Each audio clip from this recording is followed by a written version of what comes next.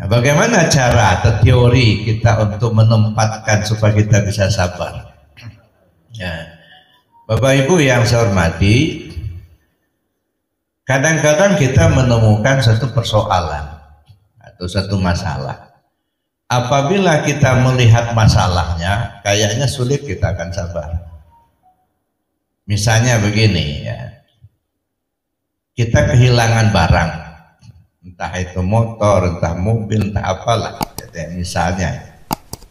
Kalau yang kita lihat itu barang hilang, pasti sakit hati. Karena yang dilihat itu barangnya hilang, yang tadinya punya kita sekarang sudah nggak ada. Karena yang kita lihat itu masalahnya.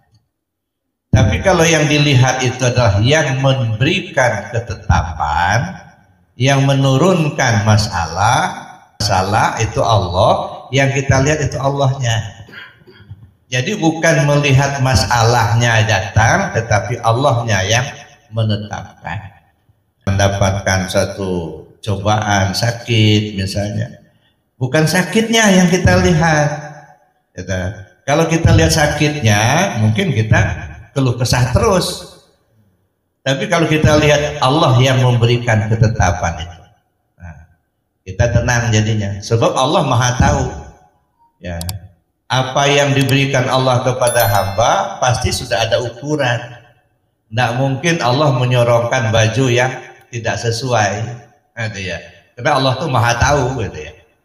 Cuman kadang-kadang kita saja yang kurang memahami itu, gitu. Apa yang diberikan Allah kepada hamba itu pasti sudah sesuai untuk hamba itu sendiri, gitu. Ya.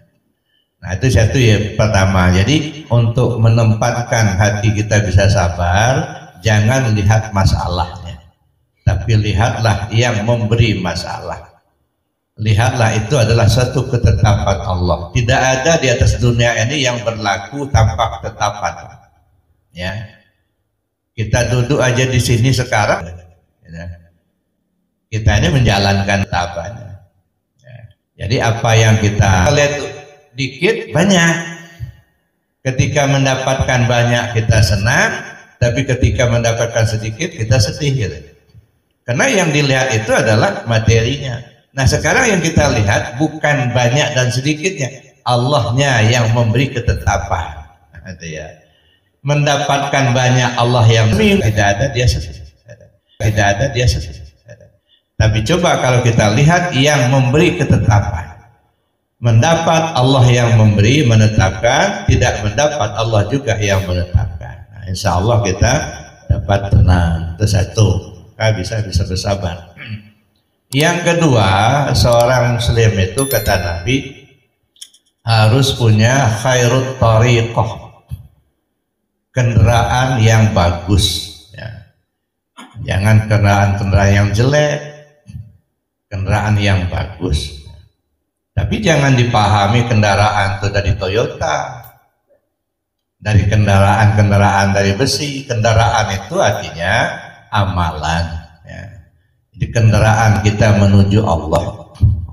Sebab kita ini kan pasti akan pulangnya ke sana. Ya. Inna lillahi wa inna ilaihi raji'un. Semua kita mesti ke sana. Yang namanya selamat itu kan dari mana dia datang ke situ dia pulang. Ya.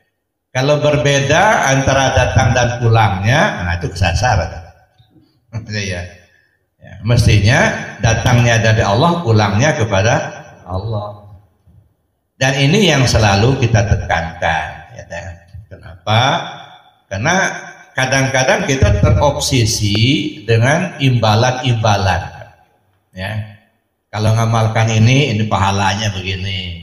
Ngamalkan ini nanti dapat balasan. Ya, dapat masuk surga. Jadi kita itu terobsesi dengan hal-hal seperti itu. Nah, untuk tingkat-tingkat tertentu ya boleh-boleh saja. Ya. Untuk memacu kita agar kita gairah untuk ibadah. Tapi bukan tujuan. Ini yang perlu saya garis bawah, itu bukan tujuan. Ya. Nah, bagaimana kita menempatkan tujuan kita itu sesuai dengan apa yang digariskan oleh Allah. Apa sih tujuan kita hidup di dunia ini? Ya. bukan untuk mengumpulkan pahala, bukan untuk mencari sesuatu. Tujuan kita di dunia ini untuk mengenal Allah. Kuntu kanzan makhfiya fa uhibbu an u'rafa fa khalaqtul asya liya'rifuni. Saya ini, kata Allah, perbendaharaan yang tersembunyi. Saya suka untuk dikenali. Maka aku jadikanlah makhluk ini supaya mereka mengenal aku. Nah, itu tujuan utama. Ya, untuk mengenal Allah. Makanya beberapa waktu yang lalu saya sebut itu, kalau kita lihat dari lafaz Allah, saya bilang alif lam lam ha, kan keputusan Arab. Alif lam lam ha. Allah.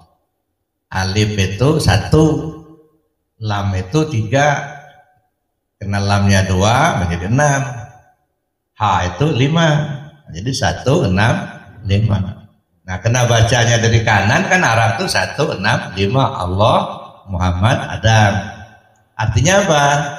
Kenal dulu Allahnya, setelah kenal baru percaya, setelah percaya baru beramal, gitu.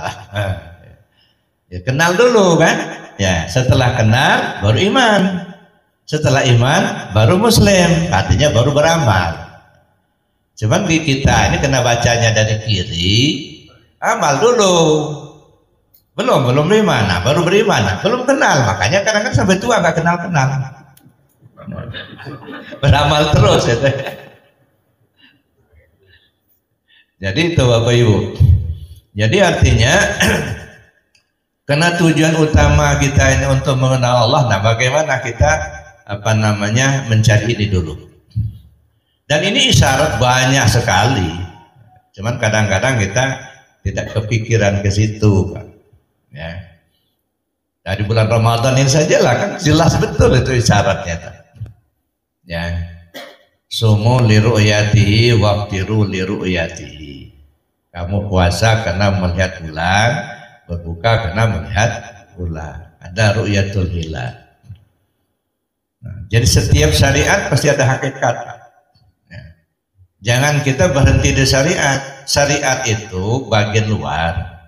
Ya. Makanya saya bilang di hari, Islam, iman, ihsan itu ibarat kulit, isi dan rasa. Ya. Jadi kalau ada kulit ada isinya, nggak ada yang bisa dimakan. Ya, nggak nikmat. Ya, ada kulit, ada isi, ada rasa, mestinya begitu. Yang kita nikmatkan rasanya. Nah, jadi nah, setelah kita artinya mengenal Allah terlebih dahulu, nah kemudian kita baru yakin.